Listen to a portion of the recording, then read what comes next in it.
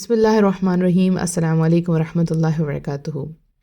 ہم رمضان سے پہلے کچھ باتیں سیکھ لیں گے انشاءاللہ، جس سے ہمارا رمضان اچھا بھی گزرے اور ہم سے غلطیاں نہ ہو جائیں جس سے ہمارا روزہ خراب ہو جائے۔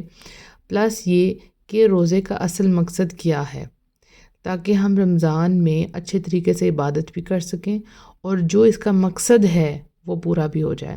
تو روزے کے لغوی معنی ہے رک جانا، ٹھیک، اور شرعی اصطلاح میں کیا اس کا مطلب ہے کہ یہ ایک عبادت ہے جس میں ایک مسلمان فجر سے لے کے مغرب تک وہ چیزیں نہیں کرتا جن سے روزہ ٹوٹ جاتا ہے۔ وہ کون سی چیزیں ہیں؟ کھانا پینا، یعنی کھانا پینا نہیں ہے کیونکہ ان سے روزہ ٹوٹ جائے گا، یعنی فجر سے لے کے مغرب تک۔ پھر بیوی سے ہم بستری کرنا، یعنی کہ آپ اس دوران میں انٹرکورس نہیں کر سکتے، روزہ کھل جانے کے بعد آپ کر سکتے ہیں۔ تو یہ ایسی چیزیں ہیں جن سے ہمیں رکنا ہے تاکہ ہمارا روزہ خراب نہ ہو جائے۔ اب یہ سب کچھ اللہ سبحانہ تعالیٰ کیوں ہماری پریکٹس کروا رہے ہیں؟ روزے کا اصل مقصد ہے لعلکم تتقون، تاکہ تمہارے اندر تقوی پیدا ہو جائے، یعنی ہمارے اندر اللہ کا ڈر پیدا ہو جائے۔ یہ ہمارا اصل مقصد ہے، اور پورے رمضان میں ہم نے اپنے آپ کو چیک بھی کرنا ہے کہ کیا ہم متقی بن رہے ہیں، کیا ہمارے اندر تقوی آ رہا ہے۔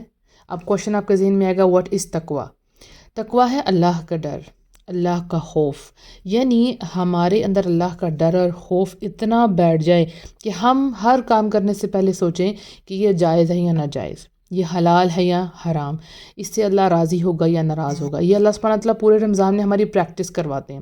اس پریکٹس میں اللہ سبحانہ تعالیٰ ہمیں حلال چیزوں سے روک کر رکھتے ہیں۔ حرام تو ویسے ہی ہم نے رکنا ہے، لیکن اس رمضان میں ہم حلال چیزیں، یعنی کھانا پینا، ہم بستری کرنا حلال ہے، لیکن اللہ سبحانہ تعالیٰ ہماری پریکٹس کے لیے ان 30 ڈیز میں فجر سے لے کے مغرب تک ہم یہ کام نہیں کر سکتے، تاکہ پھر ہم رمضان کے بعد جب ہماری حلال کی پریکٹس ہوگی تو پھر ہم حرام بھی چھوڑ دیں گے۔ حلال تو جائز ہو جائے گا رمضان کے بعد، لیکن ہم حرام سے اپنے آپ کو بچائیں گے، کیونکہ ہمارے اندر اللہ کا ڈر، اللہ کا خوف آ جائے گا۔